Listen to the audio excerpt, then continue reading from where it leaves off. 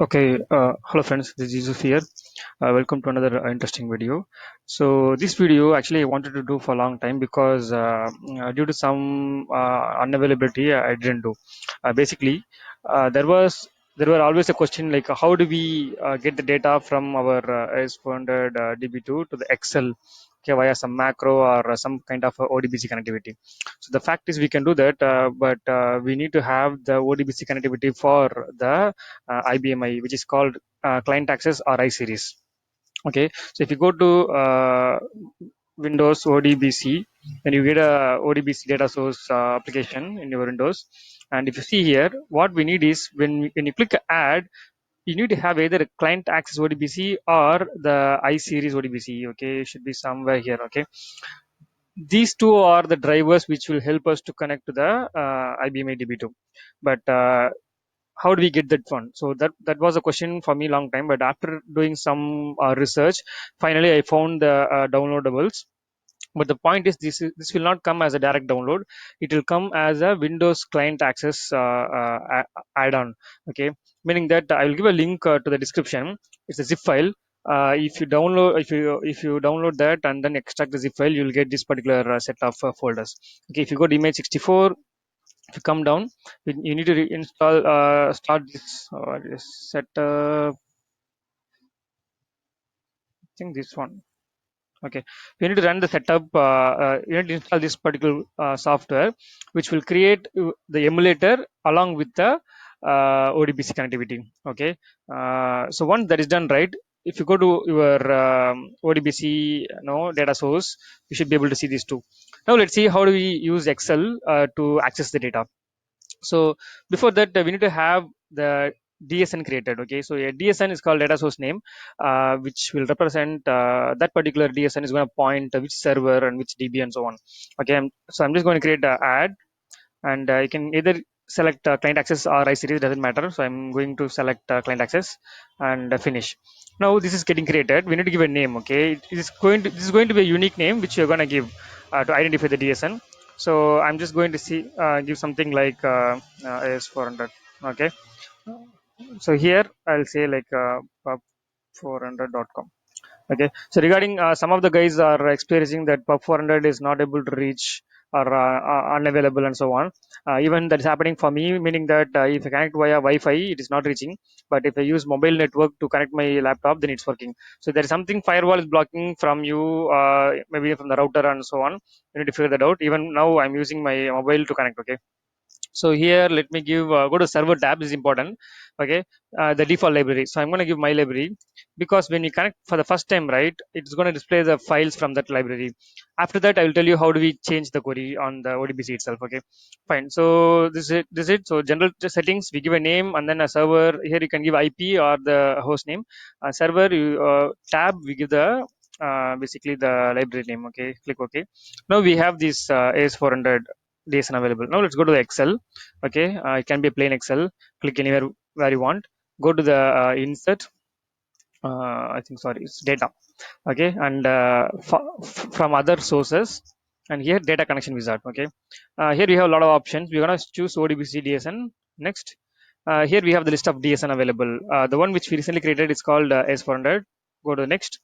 Now it's asking you for the username password. Okay, let me log in with mine.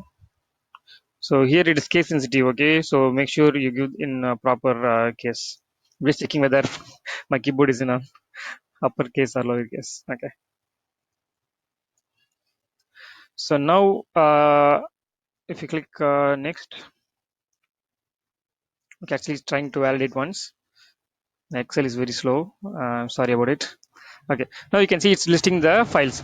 So here in pub 400 I have a file called order pf, which is having this particular data. Okay, so here I'll search for that file, order pf.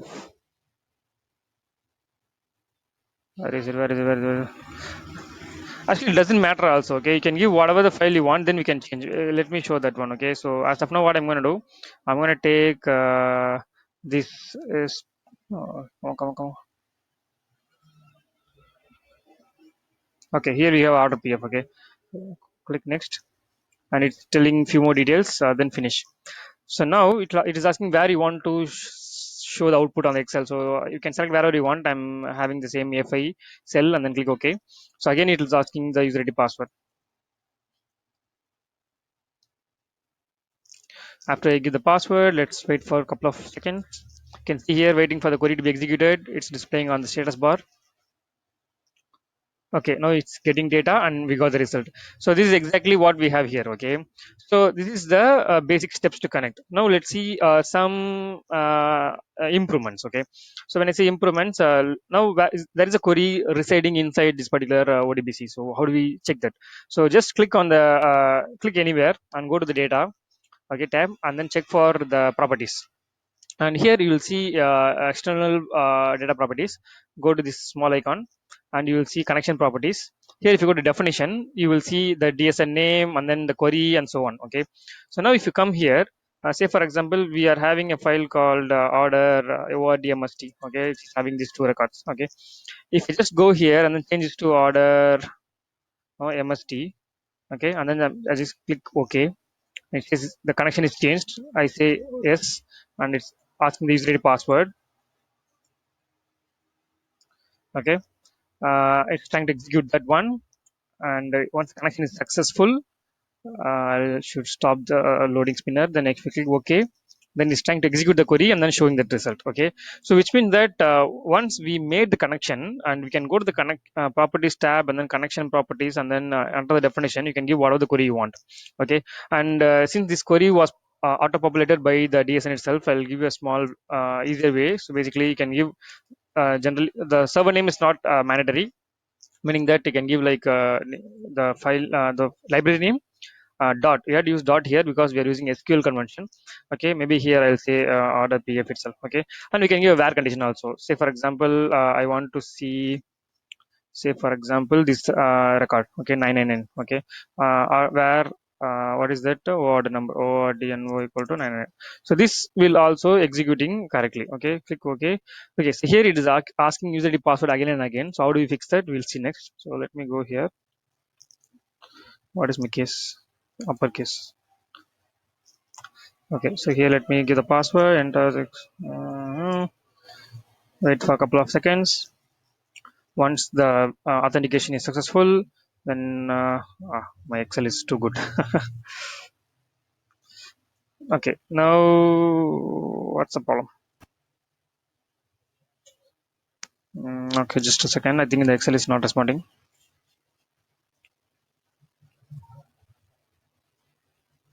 Let me pause the video for some time.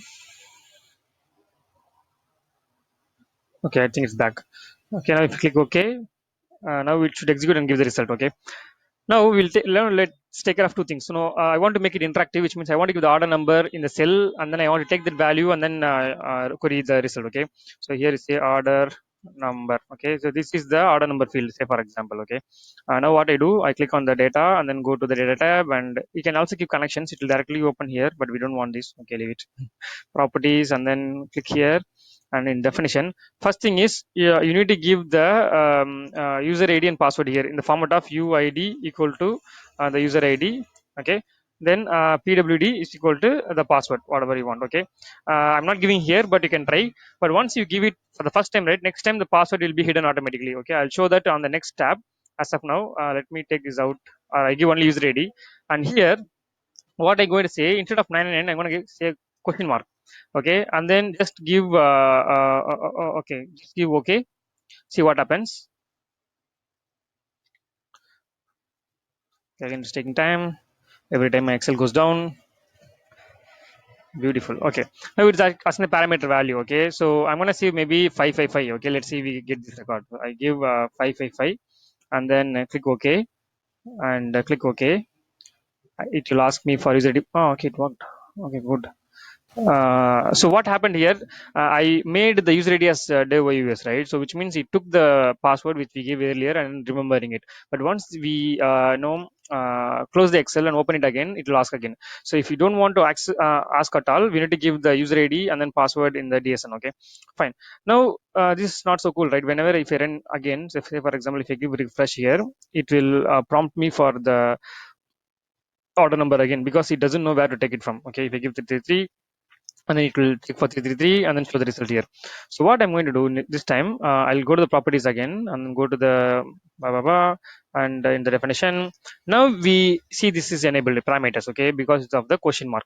Click parameters, it is asking how do you find the parameter. So what the default is to get it during running, okay, or you can give a default value always to keep that value here, or you can take it from a cell. Okay, now what I'm going to do, I'm going to click this one and then select what cell I want, this one, okay, then press enter and then click ok. Okay, then click ok, click ok. So now here is the beauty, okay, so I want to see the result, maybe this one 1110. Okay, so let's go here, 1110, and then you come here, right click, refresh.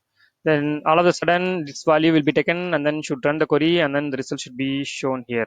We got it. Hola. Great. So what else we have? So this is the basic thing which I wanted to cover here. If you want to make it more interesting, everything coming clicking here and then refreshing is difficult. We can do using a simple macro, which means that meaning that, okay, let's see if I can do that in this video.